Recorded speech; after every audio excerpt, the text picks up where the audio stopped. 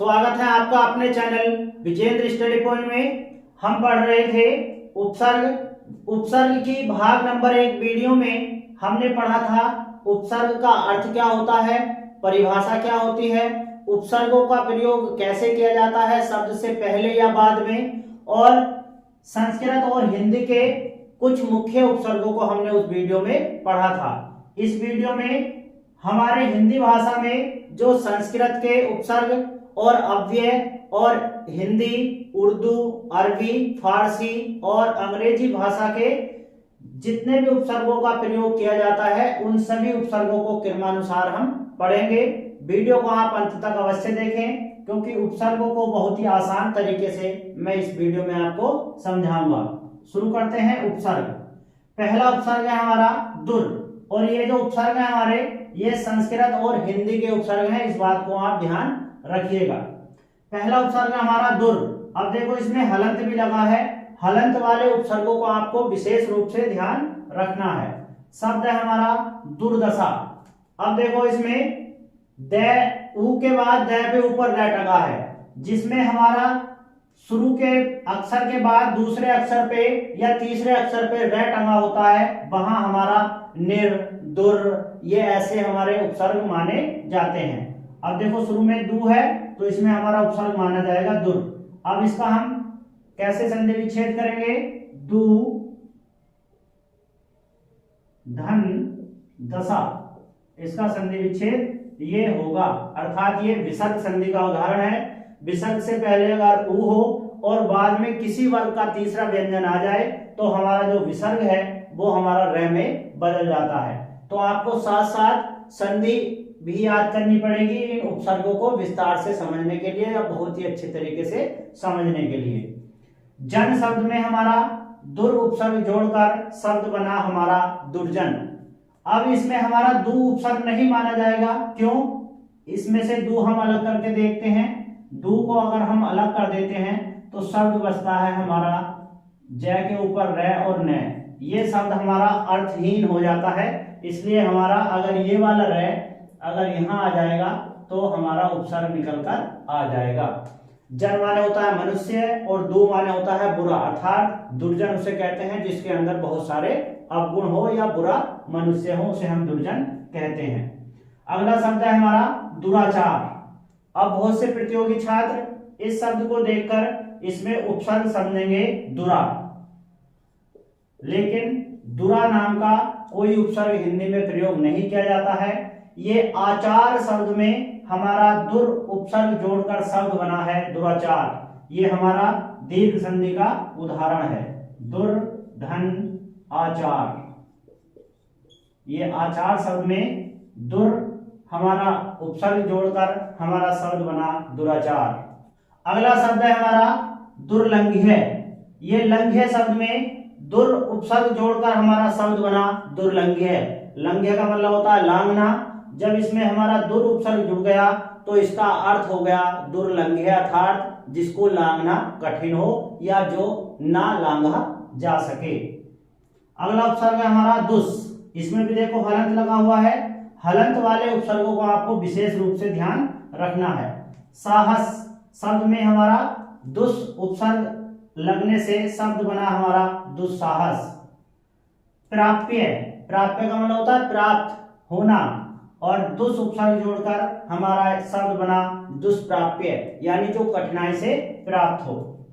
कर्म, कर्म माने कार्य, दुस उपसर्ग जोड़कर शब्द बना हमारा दुष्कर्म, अर्थात बहुत ही बुरा कार्य को हम क्या कहते हैं? दुष्कर्म कहते हैं। अगला उपसर्ग है नी। वास शब्द में नी उपसर्ग जुड़ा हुआ है, आपको कोई दिक्कत नहीं होनी चाहिए। निवास का मतलब होता है घर। दान शब्द में नी उपसर्ग जुड़ा हुआ है, दान का मतलब होता है किसी को अर्पण करना, लेकिन जब हमारा नी उपसर्ग जुड़ जाता है तो इसका होता है अर्थ हो जाता है पता लगाना। बंध में नी उपसर्ग जोड़कर शब्द बना हमारा निबंध।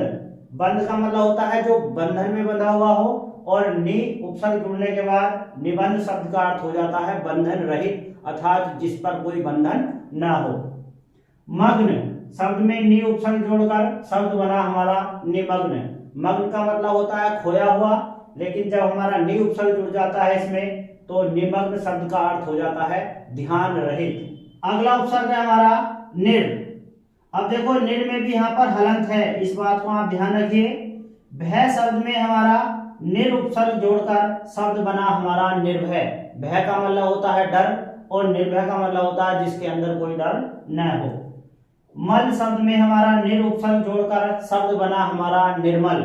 मल माने मैला या गंदा, और निर उपसर्ग जोड़ने के बाद निर्मल शब्द का अर्थ हुआ जो पवित्र हो, स्वच्छ हो, उसे हम निर्मल कहते हैं। जीव शब्द में निर उपसर्ग जोड़कर शब्द बना हमारा निर्जीव। जीव का मतलब होता है जिसके अंदर प्राण हो, और निर्जीव का अर्थ होता है जो मृत हो अर्थात जो प्राणहीन हो, उसे हम निर्जीव कहते हैं। अगला उदाहरण है निश। अब देखो निश्चल। चल शब्द में हमारा निस उपसर्ग जुड़ा हुआ है और इसमें भी देखो हलंत है यहाँ, इस बात को आप ध्यान रखिए। ये हमारा व्यंजन संधि के अंतर्गत आने वाली जो सचित्र संधि है उसका उदाहरण है। आपको उपसर्गों को बहुत ही अच्छी तरीके से सीखना है तो आपको साथ साथ में संधि का भी ज्ञान होना अनिवार्य है, इसलिए आप पीछे जाकर संधि की वीडियो को देखिए, तब आपकी समझ में ये बहुत ही आसान तरीके से आ जाएंगे। चल शब्द में निस उपसर्ग जोड़कर शब्द बना निश्चल। सार। सार का मतलब होता है अर्थ, लेकिन जब हमारा निस उपसर्ग जुड़ गया इसमें तो शब्द बन गया हमारा निस्सार अर्थात सार रहित, अर्थात जिसका कोई अर्थ ना हो। तार। तार शब्द में हमारा निस उपसर्ग जोड़कर हमारा शब्द बना निस्तार अर्थात जिसका निवारण किया जा सके। सम। अब आप इस उपसर्ग को ध्यान रखिए, इससे संबंधित प्रश्न बहुत पूछे जाते हैं। इन उदाहरणों को आप ध्यान से देखिए। इसमें प्रत्येक सह के ऊपर हमारा अनुस्वार लगा हुआ है। जहां पर छोटे सह के ऊपर शुरू में अनुस्वार लगा हुआ है, अगर उस उदाहरण में आपसे उपसर्ग पूछा जाए तो आप सम उपसर्ग को ही चुनोगे। जब हम इनका संधि विच्छेद करेंगे तो हमारे प्रत्येक उदाहरण में सम उपसर्ग निकलकर आ जाएगा। ये हमारे सारे जो उदाहरण हैं ये हमारे व्यंजन संधि के उदाहरण हैं, जैसे सम, धन, कल्प। अब देखो कल्प शब्द में सम उपसर्ग हमारा लगा हुआ है। ऐसे ही संतोष, सम, धन, तोष, हमारा इसमें तोष में सम उपसर्ग लगा हुआ है। संताप, सम, धन, ताप, ताप में सम उपसर्ग लगा हुआ है। समहार यानी सहार, सम, धन, हार, सहार। संस्कार, सम, धन, कार। ये इसके संधि विच्छेद हो गए और प्रत्येक संधि विच्छेद में देख रहे होंगे पहला जो हमारा शब्द है वो आ रहा है सम, तो इस सभी उदाहरणों में हमारा सम उपसर्ग माना जाएगा, और वो भी कौन सा सम जिसमें हमारा हलंत लगा हुआ है। इस बात को में आप ध्यान रखना। अगर आप इस वाले सम को चुनकर आ जाएंगे तो आपका उत्तर गलत हो जाएगा। अगला उपसर्ग है हमारा सु। कर्म शब्द में सु उपसर्ग जुड़ा हुआ है। कर्म का अर्थ होता है कार्य और सु का अर्थ होता है अच्छा। सु उपसर्ग जुड़ने के बाद इस शब्द का अर्थ हुआ अच्छा कार्य या अच्छा काम। गम का मतलब होता है जाना। सु जब इसमें हमारा उपसर्ग जुड़ गया शब्द बना हमारा सुगम, यानी जहां जो आसान हो उसे हम सुगम कहते हैं। कवि शब्द में सु उपसर्ग जुड़कर शब्द बना हमारा सुकवि। कवि किसे कहते हैं? जो कविता करता हो या कविता लिखता हो, लेकिन सु उपसर्ग जुड़ने के बाद इसका अर्थ हो गया है अच्छा कवि। अब आप इन दोनों उदाहरणों को विशेष रूप से ध्यान दीजिए। अगर आपसे इनमें उपसर्ग पूछा जाए तो बहुत से हमारे छात्र क्या करेंगे, इसमें सुआ या सुए इन उपसर्गों को चुनकर आ जाएंगे। इस दोनों उदाहरणों में इनमें से एक भी उपसर्ग हमारा नहीं है। क्यों नहीं है? जब हम इनका संधि विच्छेद करेंगे तो हमारा सु उपसर्ग निकलकर आ जाएगा, क्योंकि ये दोनों ही उदाहरण हमारे यड़ संधि के हैं। स्वागत की संधि विच्छेद कैसे करेंगे? सु धन आगत। अब देखो आगत शब्द में सु उपसर्ग जोड़कर हमारा शब्द बना स्वागत।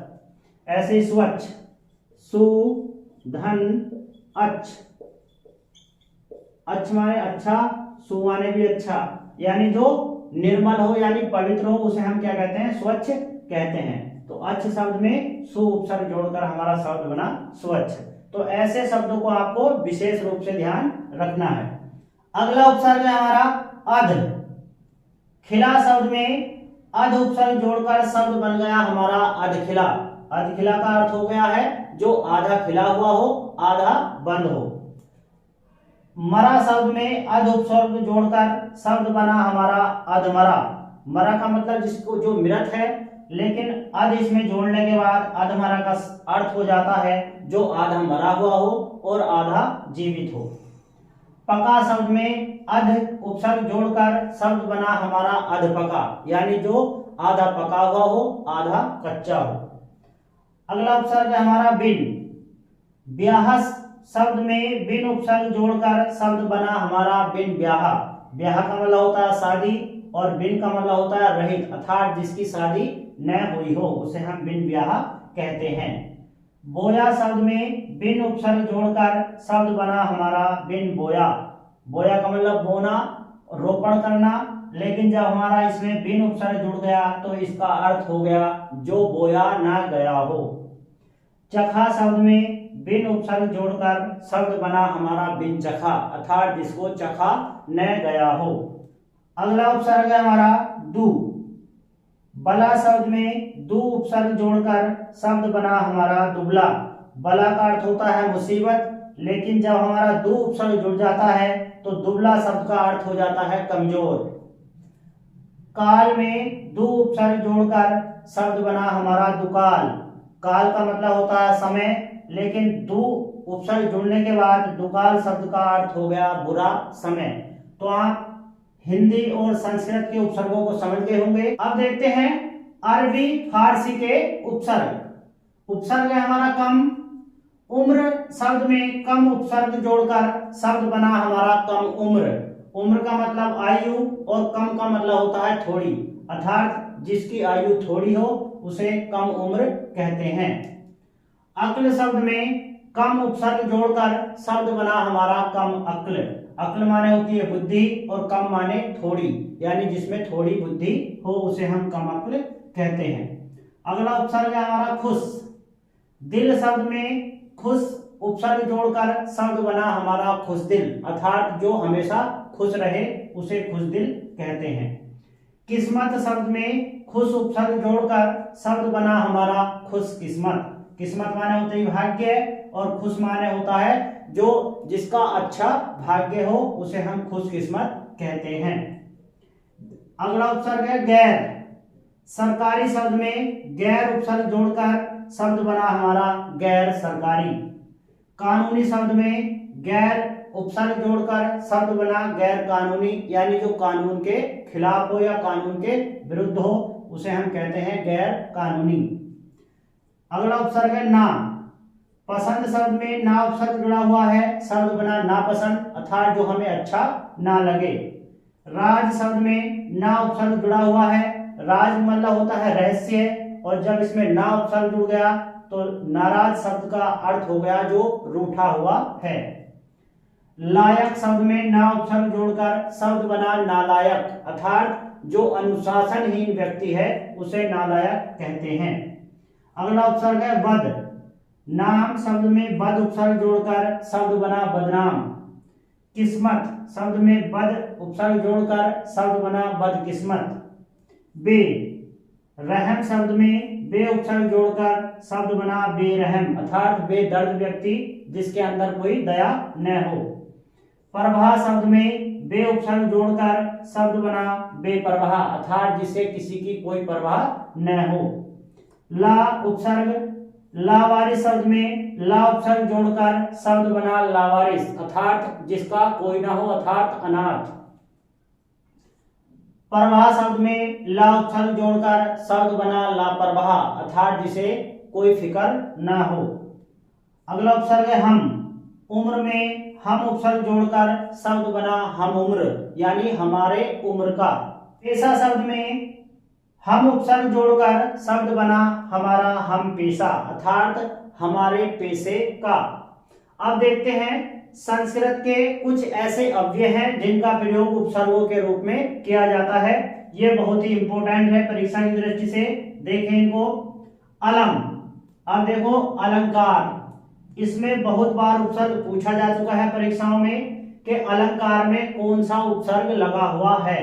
तो अधिकतर स्टूडेंट इस उपसर्ग को चुनकर आ जाते हैं, जबकि इसमें उपसर्ग है हमारा अलम। जब हम इसका संधि विच्छेद करेंगे तो इसका संधि विच्छेद होगा अलम धन कार, ये हमारा इसका संधि विच्छेद होगा। ये व्यंजन संधि का उदाहरण है। इसीलिए मैं आपसे कह रहा हूं उपसर्गों को पूरी तरह अलग करने के लिए आपको संधि जरूर पढ़नी चाहिए। ऐसे हमारा अलंकृत, इसमें भी हमारा कौन सा उपसर्ग है? अलम। इसका संधि विच्छेद कैसे होगा? अलम धन किरत, यानी जो सुशोभित करता है किसी को उसे हम अलंकृत कहते हैं, सुशोभित करने वाला। अगला उपसर्ग है बहिर। गमन शब्द में बहिर उपसर्ग जोड़कर शब्द बना हमारा बहिर्गमन। गमन का मतलब होता है जाना और बहिर का मतलब होता है बाहर। तो बहिर्गमन का अर्थ हुआ हमारा बाहर जाना।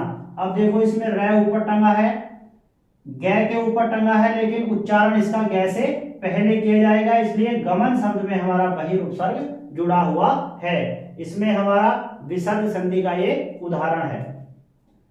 बहिर्मुख, मुख का मतलब होता है चेहरा और बहिर का मतलब होता है बाहर, अर्थात बाहर की ओर मुख को हम क्या कहते हैं? बहिर्मुख कहते हैं।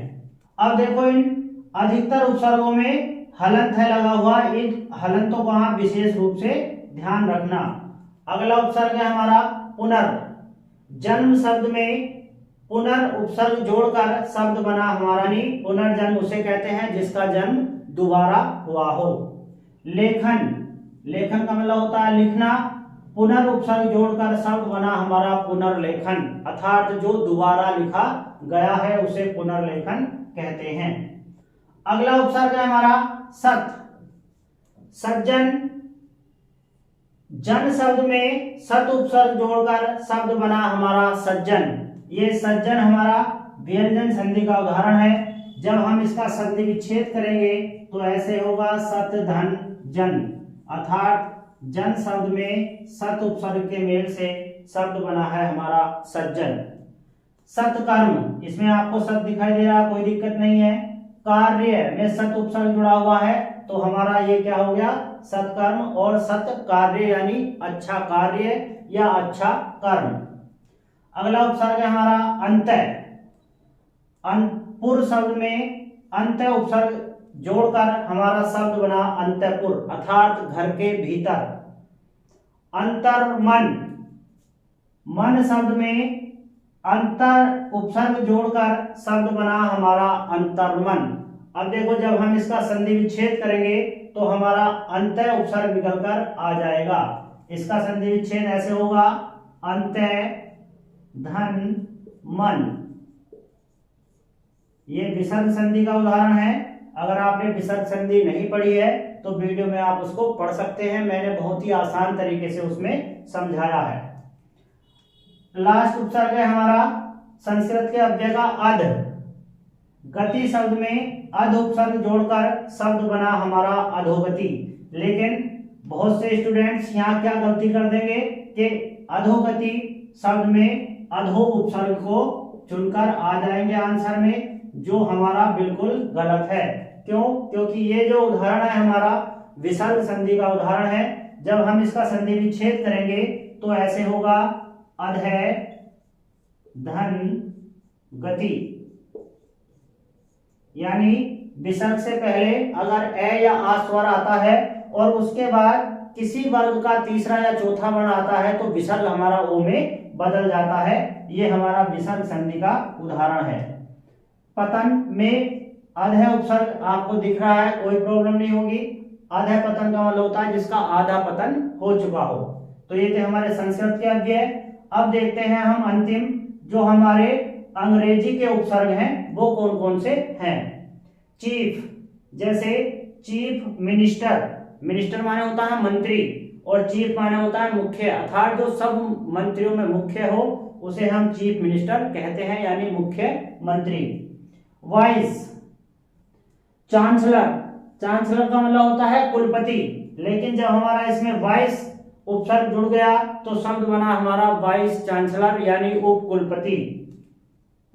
कलेक्टर शब्द में हमारा डिप्टी उपसर्ग जुड़ने से शब्द बना हमारा डिप्टी कलेक्टर, तो इसमें कलेक्टर में हमारा डिप्टी उपसर्ग जुड़ा हुआ है, आपको कोई प्रॉब्लम इसमें नहीं होगी।